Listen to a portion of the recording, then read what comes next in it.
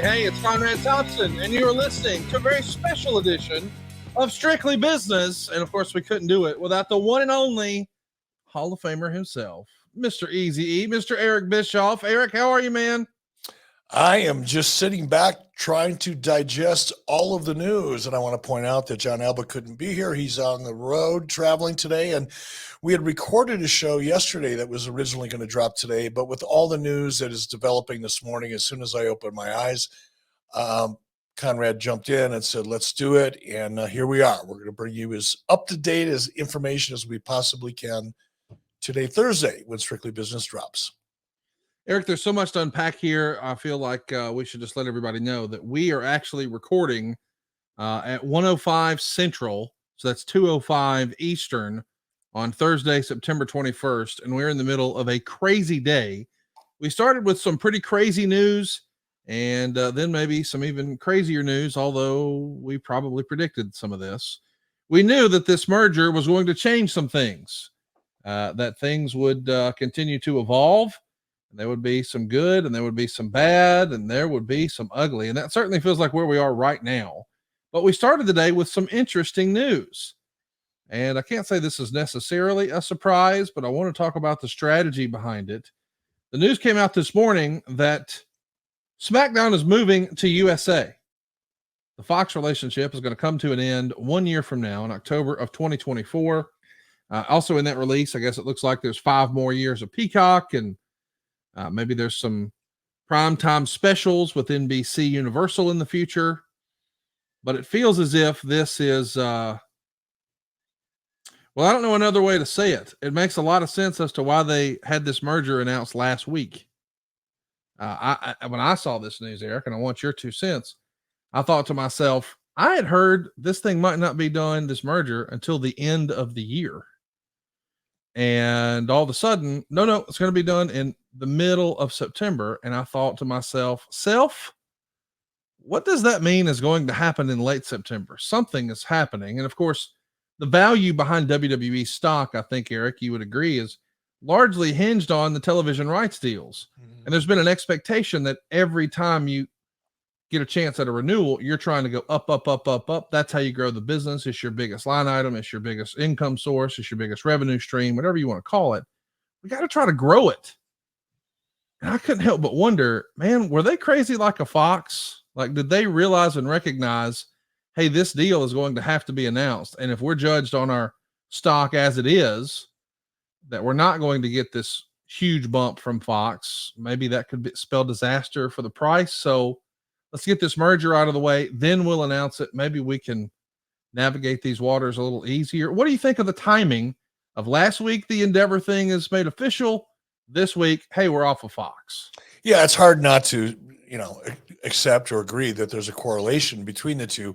In terms of how deep that correlation is or what's behind it, I can't even begin to guess. I think your top line observation is probably correct. It was done in order to create and maintain as much value at the time of the transaction, the acquisition of WWE by Endeavor to create TKO. I don't know, man. Beyond the fact that I don't believe there's anything that's a coincidence in the world of television and business, the business of television. It's very interesting. I mean, it's a lot of news coming all at once. It's almost hard to digest. It is. I'm curious, first of all, I know once upon a time, people would have the position that, well, Fox is broadcast, USA is cable. This is a step backwards. I know that perception is reality, so I do want to talk about that and give that some value. But in all reality, that's kind of not the way the space operates in 2023. Fair to say? Yeah, I think so. And, and looking back when I read the news early this morning, when I read the news, I immediately went back because I was in WWE for the debut of SmackDown on Fox and had been there for I got there really in July, towards the middle or end of July. And by that time, the deal with Fox had already been negotiated. A lot of the plans had already been developed. The graphics and all of things, all the production side of things had already been developed. And that was part of Kevin Dunn's initiative anyway. I would have not had anything to do with it, even if I was there earlier than I came in. So I came in right before the premiere of SmackDown on Fox. The one thing that I do recall, and this is what I thought about this morning, is expectations. I think the expectations for SmackDown on Fox were so high. I can't remember exactly who told me or where I heard this, but within the context of a smaller group meeting at a very high level, the numbers that people were talking about internally, not publicly, were between 5 and 6 million viewers per week. That was the expectation. And we came in, the initial rating for the show, I think, came in about 3.8 or 3.9 million. So I think there was an immediate disappointment based on the expectations. Whether those expectations were real or imagined, they were there. And then subsequently, I think WWE lost probably over the course of a month or two, 30 to 40% of that number, and settled in around whatever the average was after that, probably around 2.2, 2.5, which is still, comparatively speaking, if you go back and you look at the weekly ratings and the commentary surrounding it, SmackDown was typically number one for the night in all of television, and probably held up pretty well throughout the week in terms of all of television, certainly in the demo. So SmackDown did very well on Fox compared to the rest of the television universe, but not well enough to meet initial expectations. Again, whether those were real or not real. I wonder if part of the issue is just the relationship WWE has with some of their partnerships. I don't know another way to say it, but I've always gotten the vibe, and I've certainly heard from people who have associations there, and I won't name their names because some of them are still doing business with them. But I think we all just saw recently, you and I are recording this, WWE ended their long-time trading card deal with Panini, and that's a pretty long-term relationship. But I've heard some of those folks, not at Panini, but at other partners, we'll call it, talk to me and confide in me about how difficult it is to do business with WWE. That there is almost an arrogance in the approach, in that a lot of folks think, and on the WWE side, we're doing you a favor by letting you work with us. You're lucky to have the opportunity to work with us at WWE, as opposed to, hey man, we're going to go hard charging at this thing and do our best to over deliver value to you as our partner. That's not always the way some of their partners feel. They've told me that. And I wonder if Fox maybe felt some of that too, that maybe they were living up to their end of the bargain, these giant checks, and maybe WWE wasn't as giving of a partner as they would have hoped. Would that surprise you to hear that may be the case? Yes. Yes. And partly because of my own experience during that period of time, as we were getting ready for the premiere on Fox, for the short period of time, the 3 or 4 months I was there after the premiere, probably only about 3 months after the premiere. And just on what I know of the people involved on the WWE side, there was a big priority. WWE was bending over backwards. I mean, yes, that it would absolutely surprise me if there was anybody at Fox that were to say the reason, or one of the reasons, or at least beneath the surface of the main reason, they felt like there wasn't really an equal exchange of effort or commitment. I wouldn't believe that. I honestly think, look, nobody had ever, it was the first time to my knowledge that anybody had ever put weekly professional wrestling on a major broadcast network, right? Yeah. The expectation was, and I think this is where both WWE perhaps and Fox misjudged, going into the negotiating on that price. I think the perception as well, if we're doing X amount of viewers in cable, are you kidding me? Fox, based on their current positioning within the marketplace at that period of time, should do at least twice that much, or 50%, or whatever number they came up with and projected, because it's all a projection. Until you do something, you don't know for sure. All you can do is project based on data that you have available to you at the time. But there's still a little bit of instinct there. And one of the other things that Fox brought to the table, and did an amazing job at it, by the way, was promotion. If you go back, if you remember leading into the premiere, and even for quite a while after SmackDown premiered on Fox, Fox did an amazing job of promoting SmackDown and WWE in all of their adjacent programming on football. I mean, they were everywhere. You couldn't swing a cat by the tail and not hit a television that had a Fox WWE promotion on it. It was everywhere for a long period of time, not just for a week or 2 or 3 weeks leading into the premiere, but long afterwards. Big, big effort on WWE's part as well as Fox's part.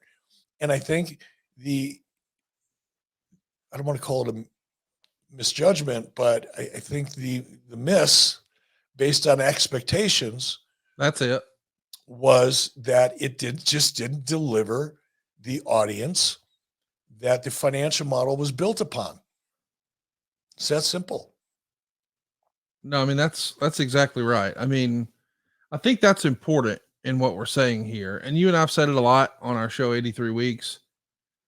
The key to life, certainly the key to business, but I think even in our personal relationships, is managing expectations. And this Fox deal does feel like perhaps some expectations were mismanaged.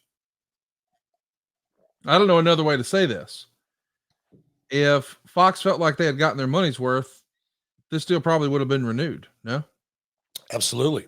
I heard, and again, I'm going to be careful with what I say here out of respect for the people involved, but it was my impression that there were key people involved and dealt with. I dealt at a high level, but not the highest level with Fox, even in the short period of time I was there. I had a call once a week with an executive from Fox.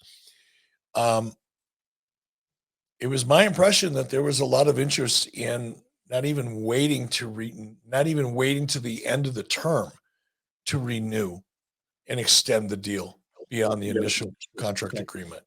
That's how high everybody was. Even after the premiere, there was still a lot of well, not a lot. Be careful what I say here.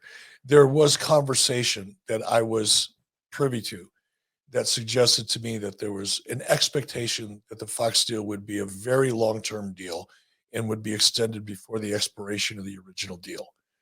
Now, that didn't come to pass for a lot of reasons. And let's talk a little bit more about expectations. I think the expectations were probably based in reality at the time. The reality, if the show premiered in September of 2019, I think that's when it was, the deal was probably being negotiated for a good 6 or 8 months, maybe even a year in advance, at least the beginnings of the deal, the beginnings of the discussion. The math that would have corresponded with some of the early negotiations and planning, at least on Fox's part, would have been probably based on where television was, where ad sales were, where viewership was in 2017 and 2018. By 2023, with the impact of streaming and just the shakeup in television in general, even though those projections were based on data that was probably pretty realistic and sound in 2017 or 2018, those projections might have been greatly affected by just the shift in the advertising marketplace as a result of streaming. Television has continued to deteriorate over the last 5 years. Despite the fact that WWE has done a great job, SmackDown has done a great job for Fox on Friday nights. They kicked ass. They just didn't kick enough ass to justify the cost. And that's just life. So it's not like I'm suggesting that somebody wasn't very good at their job and they were just had, stars in their eyes because they were wrestling fans. I'm not saying that at all. Some really, really smart people on the business affairs side of Fox, which are really good at what they do, based projections based on what was known at the time. And what became known in the future was quite different, or different enough at least not to be able to justify the number. Well, we know that that's a wrap, but I don't think it's bad news for WWE. I am curious if you think that this is going to have a negative effect long term. I mean, this isn't like this is news to Ari Emanuel or the UFC or Endeavor. They clearly knew that this was happening. I mean, this deal just come together over the last week or so. No. But I'm curious if you think there will be ripple effects in what might be an opportunity for a third wrestling organization, or certainly AEW. I mean, I know there's lots of rumor and innuendo that perhaps Turner owns a part of AEW. Nobody knows. It's not a public. I do. I don't have it written in front of me, but I will stake almost everything I own the fact that Discovery Warner owns 30% of AEW. I think that 30% number has been floated around on the quote unquote underground railroad of the wrestling universe, if you will. So, I mean, that's a number that's out there, but we don't know for sure. But I am curious, do you think there are potential ripple effects in the wrestling space based on Fox pulling out of this deal? Or is it just business as usual for the rest of the wrestling landscape? I don't know what it would be. I mean, I can't imagine Fox is going to go, okay, this WWE thing didn't work out with SmackDown, so let's take a look at maybe acquiring an AEW product. That's just not, that's fantasy wrestling booking, so to speak. That ain't going to happen. I think if Fox made up their mind that wrestling just wasn't viable enough for them, if you can't make WWE work, you're not going to make anything work. That's simple. So as far as it opening up an opportunity for a third company to start working with Fox, I just don't see it. In fact, it's the opposite. It's just one more network that's going to decide for a long time not to go back into the wrestling business. So no, I don't see it creating any positive opportunity for anybody. I think it would make it harder for a new company to emerge because Fox tried it and it didn't work. Why would any other network decide maybe they can make it work? I think it's the opposite. Are there going to be ripple effects? Sure. I would imagine this is going to affect the WWE stock price negatively, at least in the short term, because the market doesn't like uncertainty. This is an uncertainty. This is a definition of an uncertainty. What's it going to mean? I don't know what the dollar values are. I haven't even had time, quite honestly, because you and I have been recording 83 weeks as this news was breaking. So I really haven't even had time to look at any of the numbers associated with this deal in terms of the license fees and what it means. Not sure what it means for Raw and NXT. It could be a major advantage. It could be a disadvantage. Just too much new information for me to try to even imagine at this point. According to the Hollywood Reporter, WWE is willing to listen to several offers from networks regarding the Raw broadcasting rights. Quote, a source familiar with the Raw discussions tell the Hollywood Reporter that the market for the program is extremely active, with traditional linear networks, streaming services, and unexpected players all interested. Unexpected players. That's pretty exciting, is it not? I guess. I mean, who could that be? What comes to your mind, Conrad? Well, I mean, when we say streaming services, I mean, and you and I have talked about a little bit of this off air. Maybe we have before a long time ago when the rumors of, hey, would WWE consider a sale? And lots of people were saying, oh, Disney this, oh, Amazon that. I mean, Apple TV has certainly thrown their hat in the ring, as has Amazon. And the Amazon piece is interesting just because of their ability to move merch and move product. And I know that they're really thrilled with Fanatics, but I believe Fanatics has a presence on Amazon as well. And when you think about just the licensing opportunities and just creating commerce and getting it in front of people, that could be really spectacular. I don't know. I don't know what to expect as far as, because in my mind's eye, Raw's going to be on USA, but I certainly see if I'm USA and I think well, hey man, the entire time we've had Raw, they've kind of been the A show. That's what we thought we were getting. And then when SmackDown got Fox, you sort of made that the A show. We're your longtime partner. We want the A show. That makes sense to me. But I am curious where the whole Raw thing shakes out. I mean, I would also not be surprised if it stays right exactly where it is. That's kind of where I would lean, and no reason for that really, other than my gut. Is Raw has been a fixture on USA Network for as long as I can remember. I don't even remember when it first started. It's been a minute or a million. There's a lot of value in that. When you talk about how hard it is, when people talk about how hard it is to create appointment television in an era where you don't really need to watch appointment television because you can get whatever you want, wherever you want, however you want of your favorite program. But still, Monday Night Raw is a family, it's communal viewing like it used to be, and probably like nothing else is, especially 52 weeks a year. And aside from the dollar value and the ad sales value and the economics of that deal, there is a lot of value in being destination television on Monday night, 52 weeks a year. Everybody knows it. It hasn't changed in forever, and it's not going to change in the future. There's value in being able to make that statement as a network. There's predictability as an advertiser.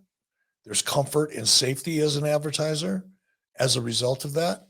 So there's a lot of, I don't know if intrinsic is the right word, but there's a lot of subtle value in maintaining Raw on Monday night. I would be surprised if it moved, but then again, I've been out of the business long enough where I realize that nothing should surprise me anymore. Well, this is also part of the Hollywood Reporter line. While the new deal will bring WWE to NBC primetime, those 4 specials a year, and SmackDown to USA on Friday nights, it will also mean the end of Raw and NXT on USA. And that is almost immediately disputed by Sports Business Journal, where they say the NBCU is still considered a frontrunner to renew its Raw deal, but there's also interest from Disney and Amazon. But they warn that, and I guess this makes sense because you've got to remember some of these other platforms, they're pretty invested in Monday night events like Monday Night Football. And perhaps this could mean that Raw would be on a different night. Now, I'm not trying to get the cart before the horse, but I can't help but wonder, what would that look like? I don't believe they'd want to have Raw on a Thursday night. I could be wrong. You got Thursday Night Football, don't you? Right. So that kind of means Tuesday or Wednesday. And it feels like no matter what, we might be in a head-to-head circumstance again. Good. With AEW and another property. Would you be surprised? Doesn't it even sound weird? I'm not saying this is happening. I'm not predicting it. I'm not forecasting it. I'm just fantasy booking. Wednesday Night Raw, that would sound weird, would it not? Yeah, and that goes back to what I was saying before. I mean, Monday Night Raw is a part of, it's generational now. Yes. There are adults that are in their 40s that used to watch Monday Night Raw when they were teenagers. And now they're watching Monday Night Raw with their children. That's what I mean about the intrinsic value, or the value that lies beneath the surface of the economics of it. It's generational, for crying out loud. Is there anything else on television that's generational at this point? I don't think so. Pretty sure not. We should mention that as soon as this news broke, the stock was down 10% when the market opened. So I don't know what they were expecting, but it wasn't this. The Wall Street Journal wrote, people familiar with the pact valued it at roughly $1.4 billion, which is about a 40% increase over the WWE deal that they had with Fox. Wow.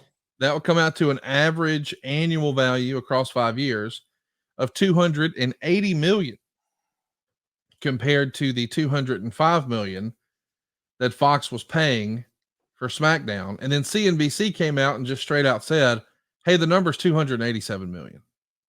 So if they were really getting 205 and they're up at 287, it's kind of a head scratcher as to why people aren't thrilled with that, from a stock price standpoint. Like, Do you think though there's a lot of institutional investors, and I don't know anything about the stock market, but it almost seems like it's automated.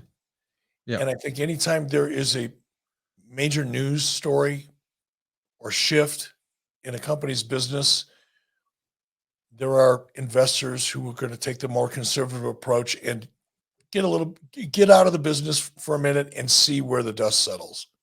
That's kind of what it feels like to me. That's why it doesn't surprise me that the stock went down a little bit. It could be right back up there by this time tomorrow. It could be up 12% by this time tomorrow. Once the dust settles, the smoke clears, the information is out there and a little bit more available for people to digest over a period of time. It could do a complete opposite tomorrow. I don't know, but it doesn't surprise me at all. It's the nature of business, it seems. well, we should also mention that as you and I are recording now, it's 1:30 Central, 2:30 Eastern. The previous close of the TKO group was 100.87. So $100 and 87 cents a share. As we're recording right now in real time, they're down 12.7%. They're at 88.17, 0.15. It continues to move. But listen, that's not necessarily something, I'm with you, Eric, to get totally spooked by. When they had the whole Barstool Pin ESPN bet separation deal a couple of months ago, we saw that stock just go through the roof on the announcement of ESPN and then pretty much crater over the next 3 days. Like it came right back down where maybe it belonged. So I think a lot of times people take the approach of, well, no news is good news. And this news, where maybe people weren't ready for it, oh, it's different. It's not as consistent. Maybe we're a little panicky now. We'll touch on a few more things about this new deal, and then we're going to talk about the roster, I suppose. John Pollock writes, financials of the deal unknown. Wall Street had expectations of what the rights would garner, and USA likely was the easiest path while also maintaining reach versus, say, an Amazon. On USA, there's no affiliate programming to prevent the possibility of a third hour down the road. And that's kind of interesting because we've never really even considered that. Mm-hmm. What do you think about the possibility of a 3-hour SmackDown? I mean, obviously, if you're looking to deliver revenue and value, you only have to set that truck up one time, all the lighting trusses one time, et cetera, et cetera, et cetera. So there's not a whole new set of costs involved with the third hour. I mean, there are, but they're nominal in scale. And I could see that being an affordable option if there's a big enough appetite. But if I'm USA, I'm like, mightn't it be easier to sell ads on Monday night as opposed to Friday night? But with the third hour, USA is familiar with that. What do you think? Will we see a third hour of SmackDown on USA? I mean, the economies of scale, which you touched on, suggests that absolutely. It's what Turner did to Nitro. When it wasn't my decision to go to 3 hours, I was the mandate that came from Ted and Brad Siegel at TNT. Because when I say economies of scale, if it costs $100 to fly the crew there, to set up the ring, to bring in the trucks, to get your satellite time, fly all the talent in, all the costs associated with putting on Monday Nitro was $100, and it only costs $117 to do an extra third hour. All of a sudden, that third hour became very, very cost efficient. The entire 3 hours became much more attractive than just a 2-hour show because you could spread those costs out, sell more ads in that third hour, drop your expenses, so to speak, or offset your expenses with more ads. So it makes a lot of sense. USA has obviously had a lot of experience with it. They're very comfortable with it. They've been doing it for a long time. I would be surprised if they didn't, frankly. I'd be shocked. And I don't know from an advertising point of view, just because I don't have the knowledge or experience or information, I don't know what the difference would be between a Monday and Friday. It could be significant. It could be negligible. I just don't know. I can't comment on that. There's a report that's coming out. I guess maybe this is from what was in the paper yesterday and now today. I guess there is some more Axios filings, and maybe there's a concern that, hey, what if Vince McMahon winds up leaving WWE? Do you have a read or a feel, or what does your gut tell you about the long-term future of Vince McMahon and WWE? I would never bet against Vince McMahon in terms of Vince doing what Vince wants to do. My instinct and a little bit of experience suggests to me that Vince doesn't want to walk away. This is Vince's baby. This is a part of Vince's family. I don't see him walking away from it. It's nothing has ever happened in my professional lifetime that suggests to me that Vince wants to do anything other than what Vince is doing. He doesn't have hobbies, doesn't appear to have much of a social life. He works like a maniac. He lives to work and works to live. I don't think Vince could be happy doing anything else other than what he's doing. Now, there's other things going on. And some of the stock price issues could be a reflection of a lot of the news that we've read over the last couple of days. Right. About the pending litigation and perhaps criminal charges and all the other crap that's floating around out there. Personally, I don't think any of that sticks. I think it's a lot of nasty noise and a lot of uncomfortable information, but I don't think at the end of it all it's going to come to fruition or mean anything. I think Vince will be just fine in that regard. I don't know that. I just feel that. But I don't see him wanting to do anything else. If they're going to take him out of there, it'll be kicking and screaming. It won't be him deciding it's time to go. TKO in there. Sorry, cut you off. My bad. We've been recording 9 hours today, and I didn't think I'd step on you. My bad. I got my timing off. TKO said in their regulatory filing, this is according to WrestleOps, quote, Vince McMahon's membership on our board could expose us to negative publicity and or have other adverse financial and operational impacts on our business. His membership may also result in additional scrutiny and otherwise exacerbate the other risks described herein. Any of these outcomes could directly or indirectly have adverse financial and operational impacts on our business. And the gist is this new entity, TKO, has registered all of Vince McMahon's shares for sale, thus enabling him to avoid the lockup period that applies to other TKO stockholders like Endeavor. And McMahon holds around 28.84 million TKO shares, which is valued at around $3 billion. And it looks like, at least on the outside, this is trying to give McMahon some flexibility and gives him the opportunity to cash out should he want to. I don't know. I mean, I understand because of some of the other news that has come out that perhaps people want to jump on that, but I don't think that's necessarily something that every quote unquote owner wouldn't want. Who wants to quote unquote sell something? I mean, let's just brass tacks it. Let's say, for instance, you have something to sell. Okay, I'll buy it from you, but you can't get any of the money yet. Yeah. What? Like, especially when you're 80 years old, or yes. however old he is. It's not like, he's got all the time in the world either. Although, I think he's said somewhere along the line he was going to live to be 120. He told Kurt Angle that on Joe Rogan. Yeah, that's where I heard that. It's like, wow, and then again, I wouldn't bet against him either.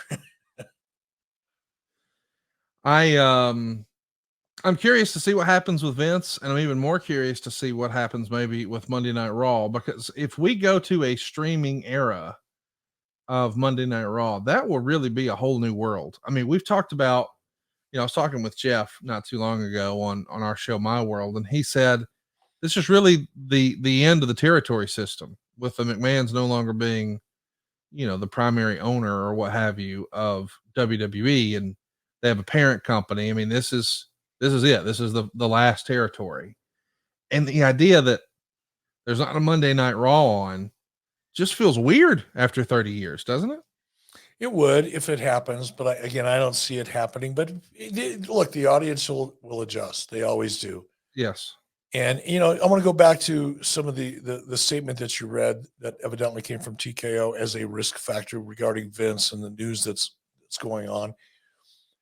I understand why it was said. I mean, that's what you have to do when you're a publicly held company, and you have to acknowledge certain risks and opportunities in your statements. But if Vince McMahon walked away this afternoon, cashed in his 28 million stocks or whatever he's got, took his $3 billion, bought a yacht, floated around the Caribbean for the rest of his life, I do not see it having any adverse impact on WWE. And that's a credit to Vince. Vince has done such a phenomenal job building that organization, surrounding himself with the right people, both on the creative side of the business, on the business side of the business, and certainly now with Ari Emanuel and Endeavor behind it. The quality of leadership and talent in WWE right now is amazing. I wish a lot of other major companies had the same type of leadership and management. So I don't see that being a risk. I really don't. But what do I know?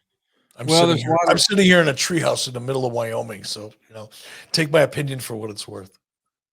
I am interested to get your opinion on the other news that most wrestling fans are more excited about. Don't get me wrong. SmackDown leaving Fox is a big deal, but that happens a year from now. Right. 90 days from now, a lot could change. A report as we're recording this morning came out that Mustafa Ali was no longer working with WWE. And then I believe the next name was Emma. And boy, I felt awful for her. She's a nice person in real life. We've had her at a few Starcasts and she's just delightful. But she quote tweeted the announcement about, hey, Elimination Chamber coming to Perth, Australia. She was pumped. And about 20 minutes later said, sorry, never mind. I've just been released by WWE.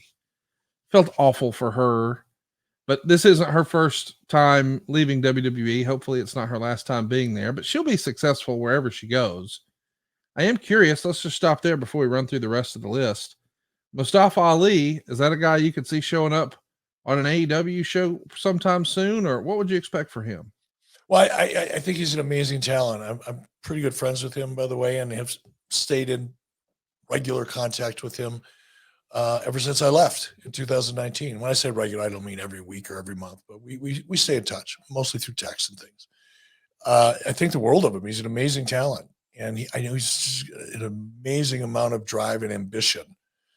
So my guess, and I don't want to suggest I know him really well personally, but what I've come to know of him suggests to me that if anything, he will be even more motivated and inspired than he was 2 days ago or 24 hours ago. So I would not be shocked at all, based on his own desire and ambition and abilities, to see him in AEW. The big question is, and we'll go through this because I know there's more than one person on that list, and some of them are a little surprising to me, but we'll talk about AEW when we're done going through the list. Let's do that. What I'm most interested in on the Mustafa Ali deal is, as I understand it, like 9 days from now, he's supposed to be challenging Dominic Mysterio at NXT No Mercy for the North American title. And now he's just gone. That surprises me. Yeah. Because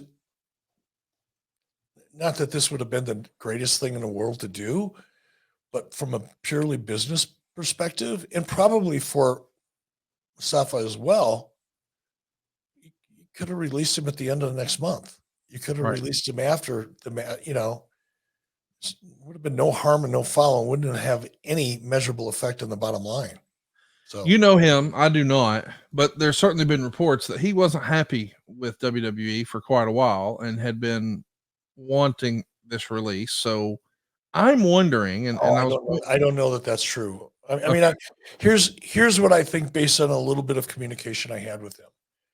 Very frustrated, wanted to do more, constantly trying to figure out a different, better approach to his character. Yeah. frustrated with himself to a degree, frustrated with the not being able to find a way to crack the code and make it happen. But that's probably true for almost everybody that's in the talent business, whether you're an actor, actress, musician, whatever you are. It's a very tough business in a competitive world. And yes, you've got to constantly figure out ways to reinvent yourself. So I think if there's frustration, sure, it probably existed. There may have been a time along the way. I don't know this. He never expressed it to me where he may have been thinking about leaving, but I'm sure he's very disappointed at this point, very disappointed.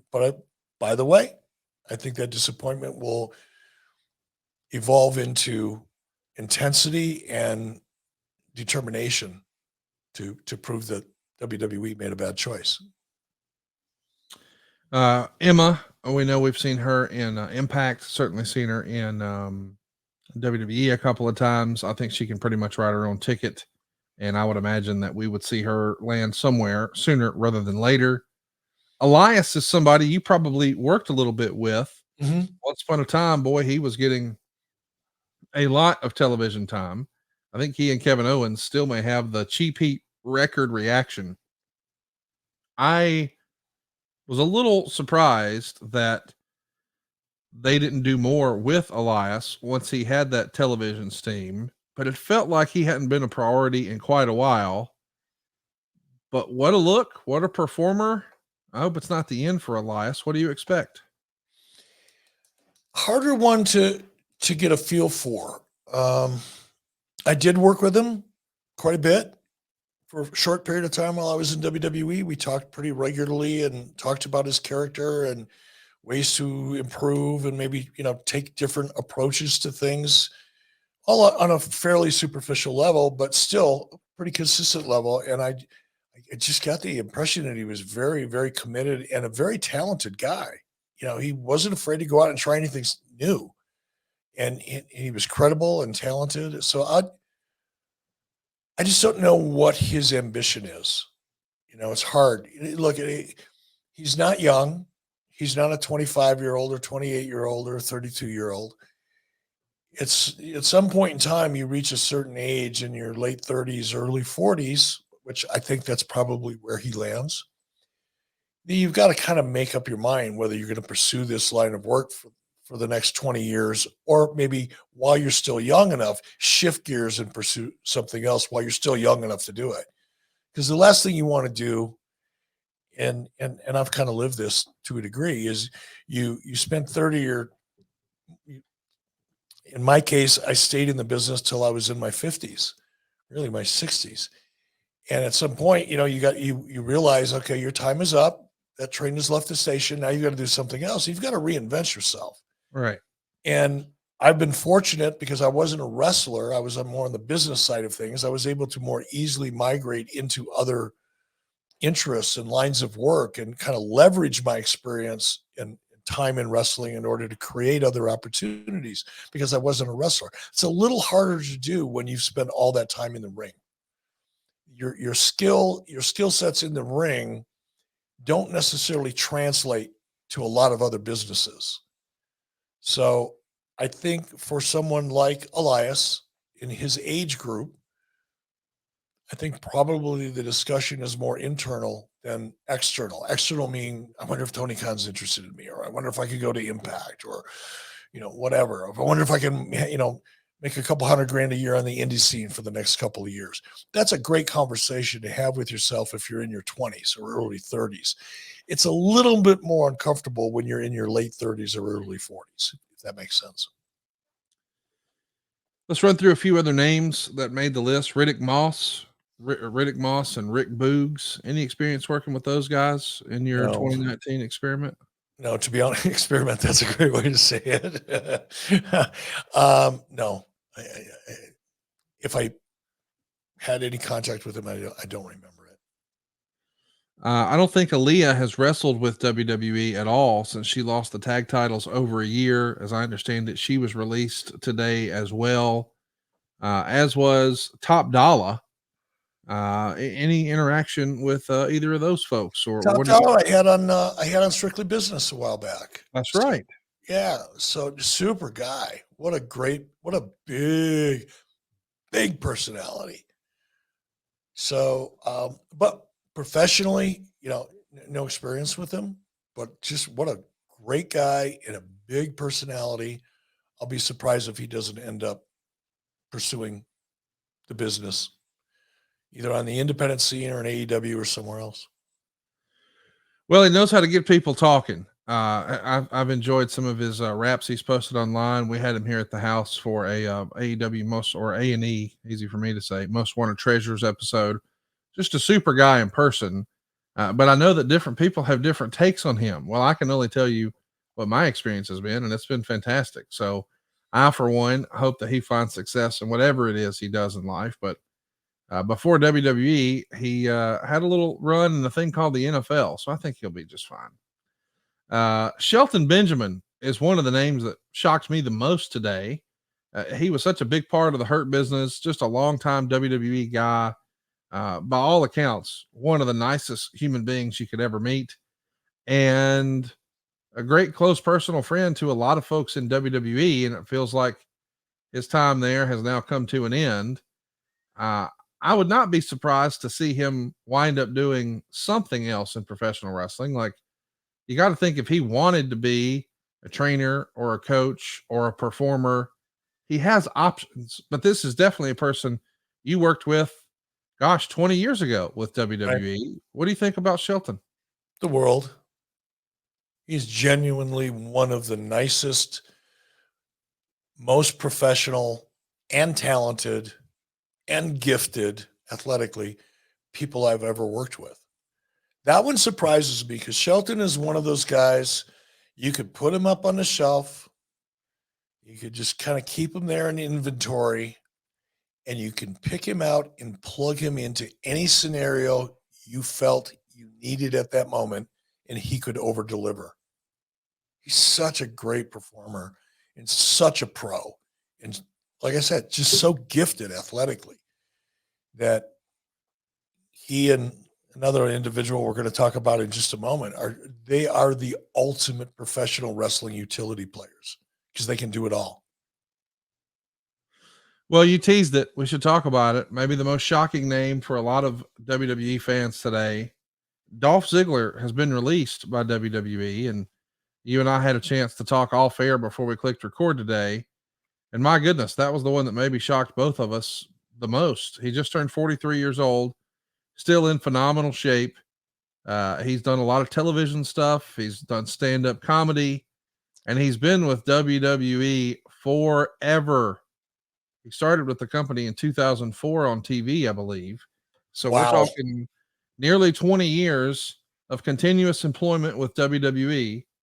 And I'm sure if you would ask the real life Dolph what his favorite part of working with WWE was, he might say the checks, because he got them every single week for 20 years. Mm.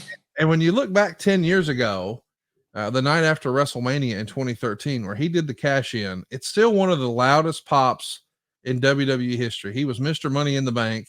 He cashed it in on Del Rio, and that crowd in New Jersey went bananas for him. Just an all-time great Monday Night Raw moment. And of course, we know not too long after that, he suffered a concussion, and it felt like the WWE sort of moved on from him being one of the top guys, which is a real shame, because that guy could sell his ass off. He made everybody look great. He was a good promo. He had it all. And I, for one, hope that he's not done with wrestling. He may be above everyone else on the list today, has so many options outside of wrestling as well. But I would love for him to just show everybody what he's really capable of doing, because I think this sort of gets lost. He's not just a phenomenal sports entertainer and a comedian. He's also a legit badass amateur wrestler. So this is a guy who has a real pedigree, who, let's just be honest, started with the Spirit Squad and then was a caddy with Chavo Guerrero, and then got one of the worst names in wrestling history, Dolph Ziggler, loosely based on, I assume, Dirk Diggler from the porno movie Boogie Nights with Mark Wahlberg in the 90s. And you made it work nearly 20 years?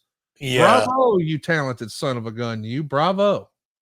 Yeah. I mean, I would imagine that Dolph probably has enough money in the bank because he has made a lot of money consistently over 20 years. He may not have been any, in the top 10 of highest earners or even top 15 of highest earners,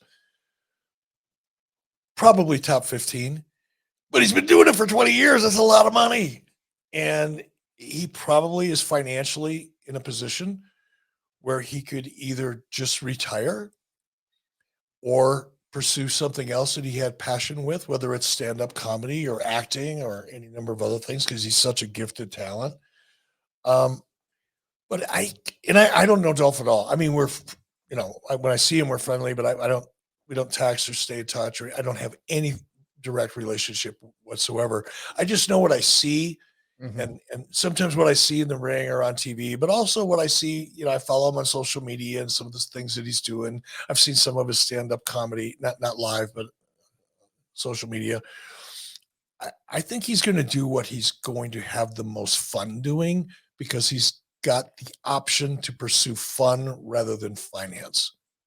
That's a wonderful position to be in. Hell Doesn't his brother work at AEW? He does, and he's hilarious. There you go.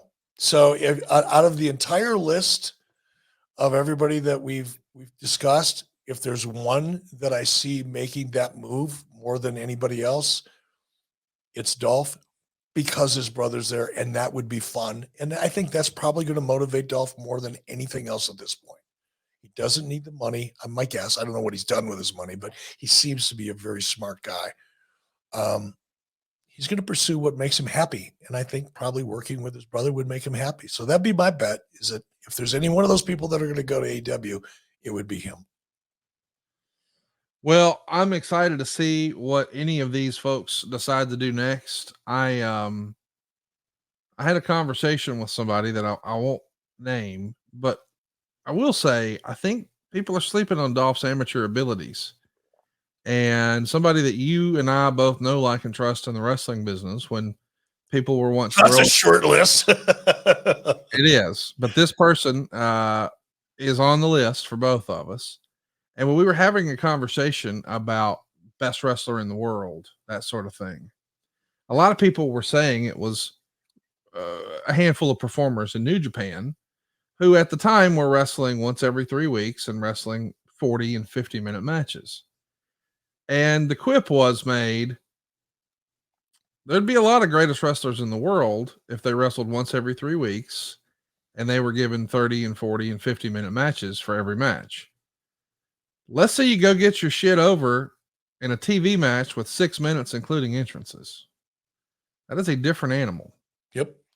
And I totally get that. And that made a lot of sense to me. But I will say, we have probably never seen what Dolph Ziggler is really capable of. We've probably not seen in a long time what Shelton Benjamin is really capable of. And a whole lot of other folks on this list today. Just because of the WWE system and their approach, it's so different than what you would see at an Impact or a New Japan or an AEW, et cetera, et cetera, et cetera. So I'm excited to see how some of these folks sort of go redefine themselves, and never say never. I mean, I don't think a lot of people would have imagined that Drew McIntyre would be back and accomplish the things he did, but he left and he came back hotter than ever. And so did Cody Rhodes and Dan. We've heard that story a lot. Yeah. I'm excited to see who's next to be creative outside of WWE.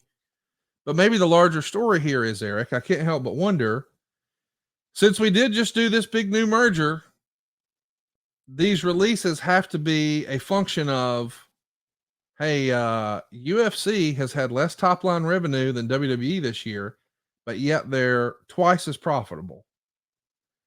We've got to right size some spending. Do you assume that some of these contracts or talents were cut because maybe they were on a, well, Vince likes you, so he's going to take care of you deal, and ultimately it's not Vince's call? Or are they trying to hit a number and get under a budget? Because that's what it feels like to me. Like, I've seen narratives online where people are saying, well, they probably cut so-and-so because he was overpaid based on his push. That's easily fixed with creative folks. It's more a function to me of, hey, we have this budget in order for us to deliver this number to Wall Street. They can forecast income mean, they know what the television rights are. They have a model now where they can run a pro forma for live events and merch and all of those things. So they have the data now to put together a pretty good pro forma of what to expect income wise. So in large part, it's a function now of how do we right size expenses? They're just trying to hit a budget, right, Eric? I that's where I land. I don't think there was any, oh, this was Vince's guy and they're paying him just because Vince likes him. I'm not saying that doesn't happen or hasn't happened, but I don't think that's the issue here. I think the issue is they knew going into this deal that they had to hit a number, and they're making wholesale changes to hit that number. And then I wouldn't be, and this is where I thought you were going, and maybe my imagination got the best of me. But when you're talking about Dolph in particular and his abilities as a wrestler, amateur collegiate style wrestler, as well as Shelton, Will Ospreay has done a hell of a job building a career for himself and made a lot of money just being an independent all over the world. I could see Shelton, I could see Dolph doing the same thing, New Japan and otherwise, and building themselves back up again, like Ospreay has on that circuit, and ending up back in WWE at some point, like a lot of other people that we've seen come and go, get fired, get released. A year later, they're back, either because they've reinvented themselves or the numbers have adjusted where they needed to be in order to make it work, whatever the case may be. But I do think guys like Shelton and especially Dolph, not especially, but in addition to Shelton, Dolph, they could have some fun going and making a name for themselves based on the Will Ospreay model, if you will. The real question I have for you before we run out of time is, what do you think Tony Khan is thinking right now? And what do you think that the talent roster that's currently in AEW, who have just gotten over the CM Punk impact, meaning guy comes in from WWE, been gone for 7 years, comes in, everybody else gets pushed down the card, blah, blah, blah, blah, blah. Big guy comes in, somebody's going to lose an opportunity. What do you think Tony Khan is thinking right now? And what do you think the talent is thinking right now, knowing that there's some high equity players out there that are available, and Tony could, should he decide to, take them and add them to the roster? Well, I don't think Tony adding people to the roster would be anything new. I mean, it feels like every time I watch a Dynamite or a Collision, I'm seeing someone's debut. I think Tony is always looking for new, and I don't necessarily think that's a bad thing. I know that people dunk on Tony all the time for, let's call it like it is, creating jobs. I won't be one of those to do that. I understand when people want to armchair quarterback the business and all of a sudden they get down a rabbit hole and here's what he should do. Based on what? Like when you ask any old timer like a JR, he'll say wrestling fans love new. So he's trying new things. Some will hit, some won't. So what? Let's see what sticks. Let's do more of that. Let's figure out what doesn't work. Let's do less of that. So I don't think that would necessarily be a shock to people in the locker room that, hey, they might be bringing in new people. Now, of course, the next thing will be, well, what about my spot, brother? I get that exists, but that exists right now and hasn't changed in wrestling history ever.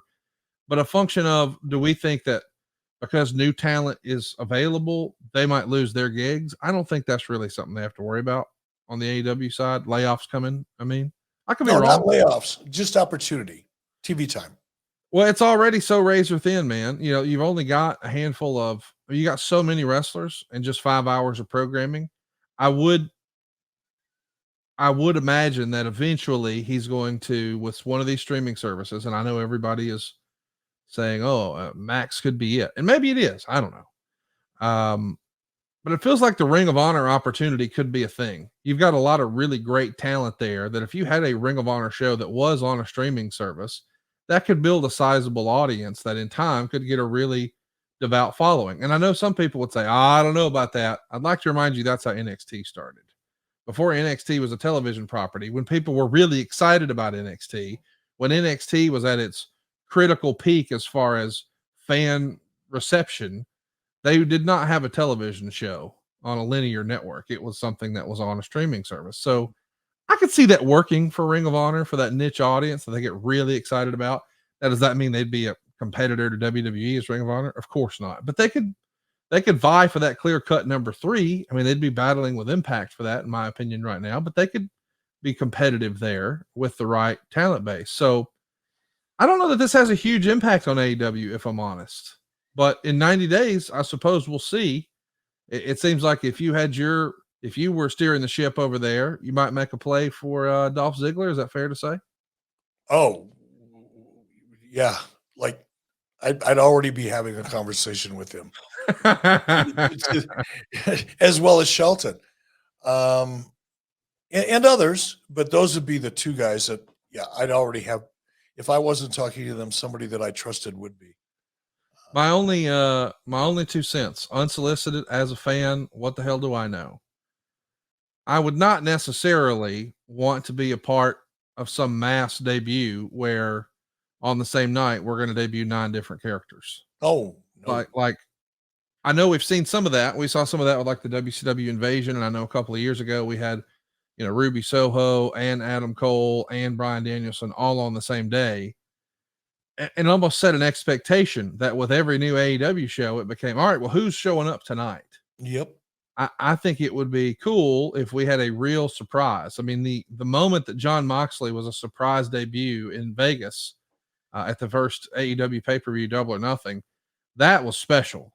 And I would love to see something like that happen for some of these talent, because if they're one of several debuts, they're one of several debuts. But if it's more than 90 days, maybe significantly more than 90 days, and you're not ready for it and you're not expecting it, because I'm telling you, the internet is going to start going crazy with their calendars, and they're going to start saying, well, it couldn't happen before here. They're already doing it with Edge. They're already saying, okay, well, we heard it was October, so looking at the schedule, it could be here or it could be here. That really sucks some of the fun out of it to me, Eric. It's more fun when, oh, I didn't see that coming. And a friend of mine always talks about Sarsa, and one of those S's is surprise. And I'd like to be surprised with some of these. Yeah, I hope so. I think that's one of my critiques, not criticisms, but critiques, constructive critiques of Tony, is that in the past, he's blown opportunities in terms of surprising by over promoting. And I think having people coming in completely and shock the audience. Absolutely. Look at The Rock. And, it's funny because when Rock showed up on SmackDown, and that timing is kind of interesting in the big scheme of things too, isn't it? After all these years, Rock shows up the week before the announcement is made. That's cool. But when Rock showed up, I saw a lot of chatter online that was like, oh, I can't believe they didn't promote. If they would have promoted The Rock, it would have done even a bigger rating. But that reaction Rock got when he walked out was a real reaction. You don't get real reactions like that unless you elicit them. And having that surprise long-term has more value than the short-term additional ratings increase you may or may not get by promoting it. So if you talk to Tony, spend time trying to convince him, whether it's Edge, whether it's Elias, whether it's anybody that he's going to bring in next, just surprise us. You'll be better off. So will the talent. They'll get more over. One more thing I want to touch on before we wrap this one up, and I appreciate you having me on this very special edition of Strictly Business. There was some news that kind of got buried today, and all the SmackDown news and all of the release news. It was maybe quietly, and maybe this wasn't the best time to announce it, but WWE announced that they're running Elimination Chamber in February of next year, and they're running it in Perth, Australia. They're running a stadium show. I hope I'm pronouncing this right, at Optus Stadium. It seats 60,000 people when it's in soccer mode. I'm sure when they block out some screens, they'll lose some of the stands, but then we'll pick it up on the field. So I would guess it would wind up somewhere around 55 to 60,000 in the end. My question is, how do you expect they'll do? Do you think this will be like another Crash at the Castle or whatever it was called a few years ago? Do you think this could be a new market for them? I mean, this will certainly set the all-time WWE Australian record, no? Sure. The only thing that's weird about Perth is, and Perth, when we did the Hulkamania tour in Australia, with the Condons as our promoter, one of the venues we used was in Perth. It's a million miles from nowhere. It's like the Dwight Yoakam song. I mean, you've got Sydney and Melbourne over on the eastern side of the continent, and then you've got Perth down here, and everything in between is a vast desert called the Outback. So I don't know. Obviously, WWE knows what they're doing. They did their research. They're confident that they're going to be able to be successful there. But man, that's a trek. That's a relatively small market. Well, of course, I was there a while back, but Perth is not like a major city. It's a smaller market, so it'll be interesting to see. We should mention that WWE has ran Australia in a big stadium show before, over 21 years ago. It was August 10th, 2002 in Melbourne. They had 56,734. So if I was a betting man, I would think that our goal is 57,000 or more. I'm pulling for them. I'm so thrilled with the success that AEW had at Wembley Stadium. I hope that we can continue that on an international basis, at least with Australia and WWE. Would you be surprised to see AEW roll the dice in Australia? Maybe not in Perth, but in another market next year? Yeah, look, they're not ready for it. They've got to shore up things at home. You don't start expanding internationally in a place, especially a place like Australia, while the bottom is falling out of your live event business domestically. It's just not a good idea. But, anything can happen. See, I would have went the other way with that. I appreciate your 2 cents, but I remember a time where Impact was struggling to get 1,500 people to a show, but then it seems like they'd go to the UK and man, they could get 10,000 in there. Yeah, but you're not. And then you come home and you're right back to where you were. It's my opinion.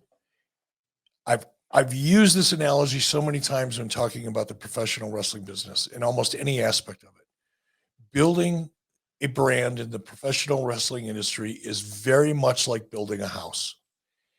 And you can't start putting in the electrical and the plumbing before the foundation's done.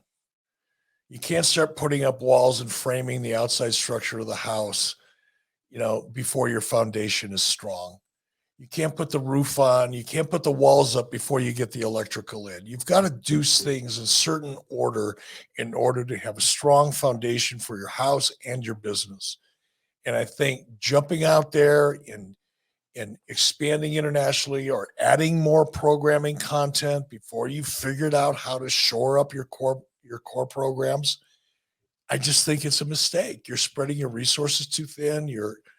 I just think it's a mistake. Having been there, having done that both ways, my opinion, it's a mistake.